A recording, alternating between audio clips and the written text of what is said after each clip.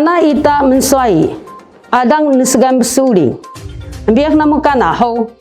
Yaku o bukung nesegan besuling sitang yuci. Matalu ka pusu gaya. Kekedahang meluk menaruh. Mendoa tabi bahang hini. Kekingal. Latat tangang to posa bi bubung koak. Nasi namin posa bubung koak o muhan namu muay pila ko kada. Hawa bi balay kita. Tegedaha mendoa balay senghi. Sengai kana ka musa minta lupung. Ni ia doani kana ka lupung namu. Niah sapah. Teketelo temai adang ka kana sejak ni tedoi o asyita ka musa pespung kedekan. Hi ni pepatas hangan. Tekesepat.